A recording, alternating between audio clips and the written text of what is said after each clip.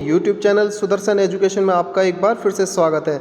दोस्तों, जैसा कि आप थंबनेल से देख ही रहे होंगे, आईपीसी इंडियन पेनल कोड भारतीय दंड संहिता की जो इम्पोर्टेंट धाराएं हैं उन सभी धाराओं को देख लेते हैं। चलिए शॉर्ट में इन धाराओं को देखेंगे। जो आपकी इंपॉर्टेंट धाराएं हैं उन सभी धाराओं को यहाँ पर मैंने मेंशन किया हुआ है। चलिए स्टार्ट करते हैं आईपीसी की बेसिक जानकारियाँ कौन कौन सी। सबसे पहले बेसिक जानकारी से स्टार्ट करते हैं। आईपीसी इंडियन पेनल कोड जिसे बोलते हैं भारतीय दंड संहिता, जो प्रभावी कब हुई थी? वो प्रभावी हुई थी 1860 में ये प्रभावी हुई थी। अब इसका बेसिक कहाँ से? इसको जो 1833 चार्टर्ड एक्ट 1833 में इसका प्रस्ताव भेजा गया था, जो प्रभावी रूप से जो लागू हुई थी वो हुई थी 1860 में। अब ये पूरे भारतवर्ष में ब्रिटिश शासन द्वारा जो लागू की गई थी, पूरे भारतवर्ष में ये लागू हुई थी 1 जनवरी 1862 में ये लागू की गई थी। अब इसके साथ साथ में आपको पता होगा जम्मू कश्मीर JNK में धारा 370 जो अभी हाल फिलहाल में हट चुकी है, JNK के साथ साथ में कौन सी ये धारा नहीं लागू होती थी? तो वहाँ पर कौन सी धारा होती थी? वहाँ होती थी RPC रणधीर पेनल कोड। ये थी इससे बेसिक जानकारी।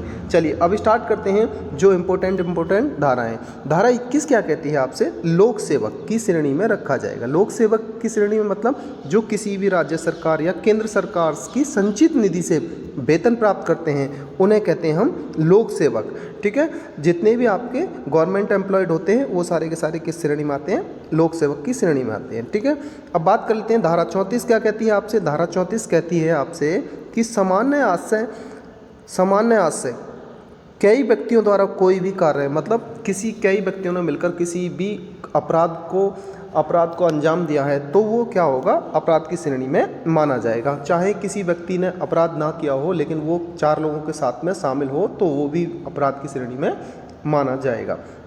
ठीक है, अब पढ़ लेते हैं धारा 52 क्या कहती है? सद्भावनापूर्वक किया गया कार्य। सद्भावनापूर्वक मतलब कि अपराध की श्रेणी में नहीं आएगा। जैसे आप कोई भी डॉक्टर है, किसी का इलाज कर रहा है तो उस समय पर उसकी मृत्यु हो जाती है तो वो अपराध की श्रेणी में नहीं माना जाएगा।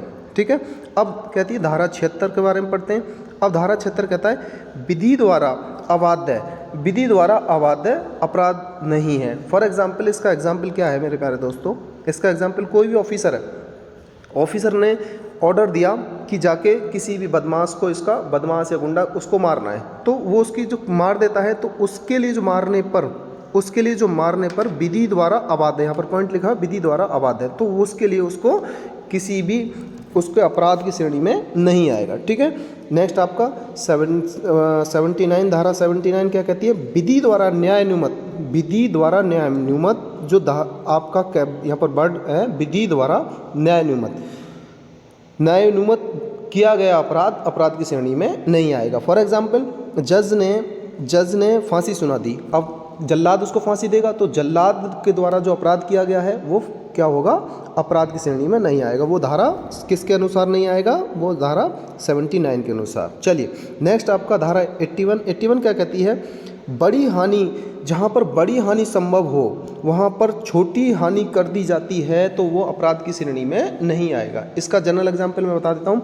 फॉर एग्जाम्पल, किसी भी समुद्र में कोई बड़ा जहाज़ डूबने वाला है तो उसके साइड में छोटे छोटे जहाज़ हैं, जहाज़ को डुबाया जाना है तो उस मार्ग से लेके जाने के साथ साथ में छोटे छोटे जहाज़ डूब जाएंगे, तो उस दौरान क्या होगा कि बड़ी हानि को बचाने के लिए उन छोटे जहाज़ों को डुबा दिया जाएगा, जिससे क्या होगा कि वो जो छोटे जहाज़ डूबने पर जो अपराध हुआ तो वो अपराध की श्रेणी में नहीं माना जाएगा। मतलब कहने का मतलब है कि अगर बड़ी हानि जहाँ पर संभव हो और वहाँ पर छोटी हानि हो जाए तो वो अपराध की श्रेणी में नहीं आएगी। ये धारा कहती है आपकी कौन सी? 81। 82 क्या कहती है?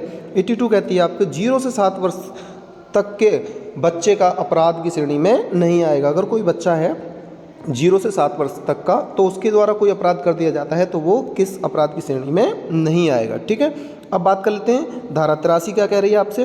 धारा 83 कह रही है आपसे 7 से 12 वर्ष का कोई बच्चा है, उसने अपराध कर दिया है, अब उसकी अपरिपक्वता मतलब उसकी मेंटल एबिलिटी टेस्ट होगी, जहाँ होते हैं सुधार गृह जिसे बोलते हैं बालक जेल, तो वहाँ पर रखा जाएगा, उसकी अपरिपक्वता टेस्ट होगी तो कितने वर्ष थे, 7 से 12 वर्ष तक के, तो वहाँ उसको सुधार गृह में, अगर उससे गलती से या किसी प्रकार अपराध हो गया है तो उसको सुधार गृह में रखा जाएगा।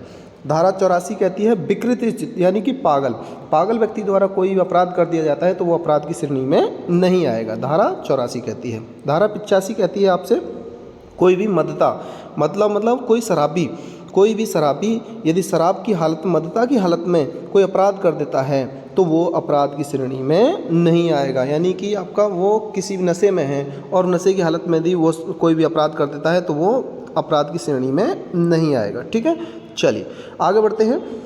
मदता, धारा 86 कहती है कि अगर मदता की हालत में किसी विशिष्ट आशय का यदि ज्ञान ना हो, किसी विशिष्ट आशय का ज्ञान ना हो और वहाँ पर कोई भी अपराध हो जाता है तो वो अभी अपराध की श्रेणी में नहीं माना जाएगा। चलिए, जैसे किसी के द्वारा किसी को दूसरे व्यक्ति को शराब पिला दी जाती है तो शराब पिलाने के बाद में दूसरे को अपराध करा दिया जाता है उसके माध्यम से, तो वो भी उस व्यक्ति द्वारा किया गया अपराध नहीं माना जाएगा। ठीक है, धारा अब नेक्स्ट पढ़ देते हैं। धारा 87 क्या कहती है, सहमति से किया गया कार्य, सहमति से किया गया कार्य जिसमें मृत्यु या गंभीर चोट का आशय ना हो।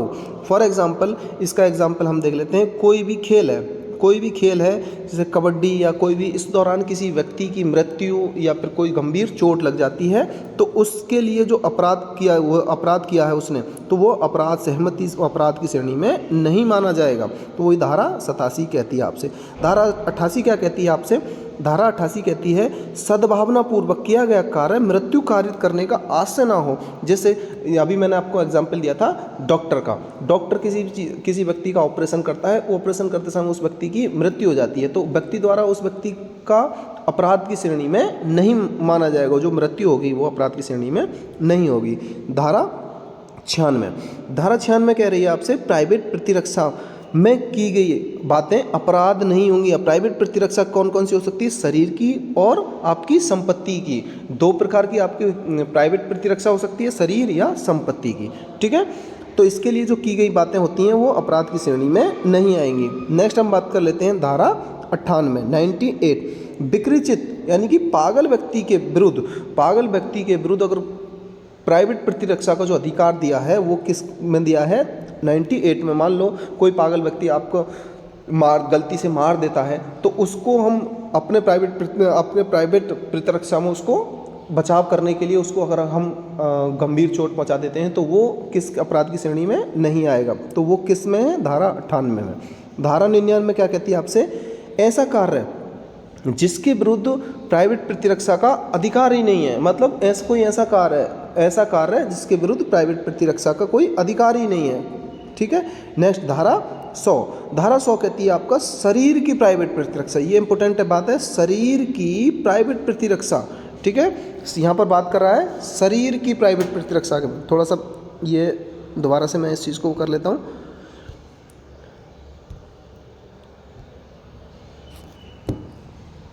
चलिए, कहाँ थे हम, धारा 100 पर। धारा 100 क्या कहती है आपसे, शरीर की प्राइवेट प्रतिरक्षा कब अधिकार का विस्तार। शरीर की प्राइवेट रक्षा मतलब कहाँ किस तरीके से हमारा शरीर के प्रतिरक्षा में हम बचाव कर सकते हैं। फॉर एग्जांपल, बलात्संग के समय पर प्राइवेट प्रतिरक्षा, शरीर की प्राइवेट प्रतिरक्षा का अपहरण कोई कर रहा है तो उस समय पर हम किसी दूसरे व्यक्ति को हानि पहुंचा देते हैं, और कोई किसी के ऊपर हमारे ऊपर तेजाब फेंक रहा है तो उस समय पर हम अपनी प्राइवेट प्रतिरक्षा में किसी अपराध कर देते हैं तो वो अपराध की श्रेणी में नहीं माना जाएगा। ठीक है, अब बढ़ लेते हैं धारा 103। धारा 103 क्या कहती है, संपत्ति की प्राइवेट। 100 में इंपॉर्टेंट धारा क्यों है, शरीर की प्राइवेट प्रतिरक्षा, 103 में है संपत्ति की प्राइवेट प्रतिरक्षा का अधिकार का विस्तार। यहाँ पर शरीर की प्राइवेट प्रतिरक्षा का अधिकार का विस्तार तो कौन कौन से हो सकते हैं संपत्ति की प्राइवेट प्रतिरक्षा का अधिकार, लूट, और कोई व्यक्ति गृह भेदन कर रहा है या किसी के व्यक्ति की संपत्ति को आग से जला दे रहा है, तो इस प्रकार अगर कोई व्यक्ति अपराध करता है तो उसमें हम सामने वाले के कोई भी गंभीर चोट या अपराध हो जाता है तो वो अपराध की श्रेणी में नहीं माना जाएगा, क्योंकि हमें संपत्ति की प्राइवेट प्रतिरक्षा का अधिकार दिया है 103, धारा 103 में। अब नेक्स्ट बढ़ लेते हैं धारा 120A। धारा 120A में है आपराधिक षड्यंत्र। आपराधिक षड्यंत्रों की परिभाषा दी गई है किस में, धारा 120A में। 120B में आपराधिक षड्यंत्रों को दंड का प्रावधान जो दिया है वो दिया है धारा 120 में। नेक्स्ट पढ़ लेते हैं धारा 415। 415 क्या कहती है आपको, कोई व्यक्ति छल यानी बेईमानी, छल की परिभाषा जो दी गई है वो धारा किस में दी गई है, धारा 415 में। अब धारा 416 में पढ़ते हैं प्रतिरूपण का छल। प्रतिरूपण का मतलब है किसी भी दस्तावेज या किसी भी व्यक्ति का प्रतिरूपण, मतलब प्रोटोटाइप, यानी कि समान कॉपी तैयार करके जो छल किया जाता है, वो उसके लिए छल की परिभाषा जो दी गई है वो किसमें, 416 में। अब कैसे याद रखेंगे, छल की जो परिभाषा दी गई है वो 415 में, 417 में एक धारा छोड़कर, इसमें 417 में इसके लिए दंड दिया गया है। 415 में परिभाषा, 417 में इसका दंड। अब यहाँ से इसी तरीके से 16 में प्रतिरूपण का छल, प्रतिरूपण द्वारा छल और प्रतिरूपण द्वारा दंड जो दिया गया है वो धारा 418 में। अब पॉइंट यहाँ से इम्पोर्टेंट क्यों हो जाता है, ये इसलिए इम्पोर्टेंट हो जाता है कि प्रतिरूपण द्वारा छल तो है आपका धारा, परिभाषा के बारे में बात करें 416 में, इसके लिए जो प्रतिरूपण द्वारा दस्तावेजी छल जो किया गया है, अगर दस्तावेज के द्वारा जो छल किया गया है उसके लिए जो दंड होगा वो धारा 418 में होगा। और किसी व्यक्ति ने, मतलब सेम व्यक्ति अगर किसी दूसरे व्यक्ति की जगह जाके साइन कर देता है तो उस व्यक्ति द्वारा, व्यक्ति प्रतिरूपक, यहाँ पर अलग से मेंशन किया है, व्यक्ति प्रतिरूपक के द्वारा अगर प्रतिरूपण किया गया है तो उसके लिए जो दिया गया दंड है वो धारा 419 में है। ठीक है, अब नेक्स्ट पढ़ लेते हैं, धारा 419 पढ़ ली। धारा 420 सभी लोगों को आई होप ये पता होगा, क्योंकि धारा 420 क्या है, छल करना, किसी की संपत्ति बेईमानी के द्वारा संपत्ति को परिदत्त कर लेना या बेईमानी करना, तो ये है 420। आप लोगों को सभी को पता है कि अरे 420 ही है ये, तो इस तरीके से बोल देते हैं। ठीक है, धारा 420।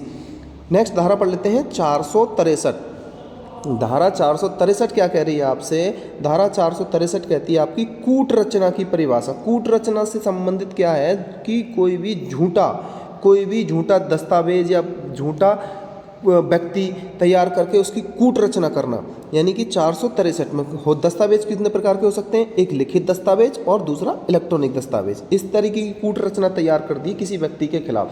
फॉर एग्जांपल मान लीजिए किसी के स्टाम्प पेपर चुराकर उसके अलग दस्तावेज तैयार कर दिए, तो इस तरीके की कूट रचना की जो परिभाषा है वो धारा 463 में है। अब कूट रचना के लिए जो दंड का प्रावधान है वो दिया है धारा 468 में, कूट रचना का दंड। ठीक है, ये थी आपकी कूट रचना की परिभाषा और कूट रचना का दंड। नेक्स्ट पढ़ लेते हैं 489A। ये धारा काफ़ी इंपॉर्टेंट है। क्यों इंपॉर्टेंट है, क्योंकि नोट या करेंसी यानी कि नकली नोटों का कूटकरण करना, मतलब नकली नोट छापना, किसमें दिया है 489A। 489B में क्या है, नकली नोटों को करेंसी का उपयोग करना। दूसरा है बी में कैसे पढ़ोगे, इनका उपयोग करना, यहाँ क्या है आपका छापना। सी में दिया है नकली नोटों का अपने पास में कब्जे में रखना, नकली नोटों को कब्जे में रखना, यानी कि बहुत सारी करेंसी आपको अपने पास में रखना। फॉर एग्जांपल मान लीजिए कोई फॉरेन करेंसी है, फॉरेन करेंसी ही अपने कब्जे में रखी हुई है किसी व्यक्ति ने, तो इस प्रकार का जो दंड का प्रावधान है वो धारा 489C में। डी में क्या है, नोट या करेंसी को बनाने के उपकरण, कोई भी संसाधन अगर आपके पास में है तो उसके लिए जो दंड की प्रक्रिया है वो धारा 489D में है। धारा 489E में है क्या है, स्याही अथवा पेपर, कोई भी नोट से बनाने वाली सामग्री अगर रखते हैं, स्याही रखते हैं या पेपर रखते हैं, जो उसमें दंड का प्रावधान है वो धारा 489 में। ठीक है, आई होप ये चीज़ आपको क्लियर हुई होगी। तो ये इंपॉर्टेंट धारा थी, आप एक बार इस चीज़ को देख लीजिएगा।